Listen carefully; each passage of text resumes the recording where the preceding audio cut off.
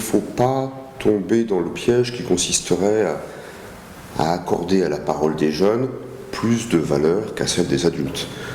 Bien évidemment, ça n'est absolument pas mon propos, et j'espère bien ne pas verser dans la démagogie. En revanche, oui, je crois nécessaire, vraiment nécessaire, de faire réellement place à la parole des élèves, à la parole des jeunes dans la vie de nos communautés éducatives.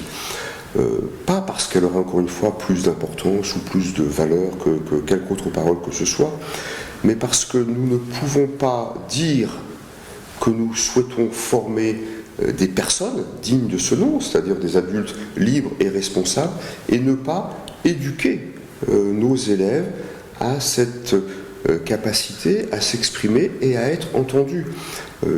Les établissements catholiques ne peuvent pas se contenter de faire de leurs élèves des objets de transmission des savoirs.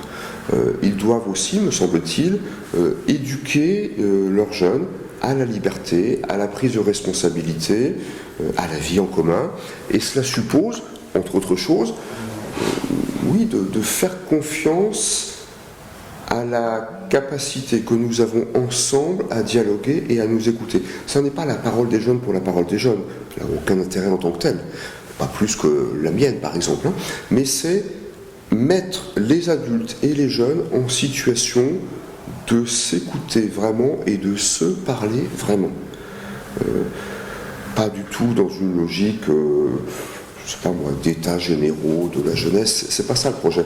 Mais si j'invite à ce que dans les établissements, dans les diocèses, dans les réseaux, dans les territoires, soient organisés des temps durant lesquels les jeunes puissent vraiment réfléchir ensemble et s'exprimer et réfléchir avec des adultes et s'exprimer avec des adultes sur ce qu'ils vivent au sein de l'école, ce à quoi ils aspirent, le monde qu'ils ont envie de construire, c'est simplement parce que ce sont nos frères et que nous devons les prendre au sérieux comme nos frères. Ce sont nos élèves et nous avons une responsabilité pédagogique et scolaire à leur égard, mais avant d'être nos élèves, ce sont nos frères. Et ça suppose de le vivre pleinement dans la reconnaissance de leur entière dignité.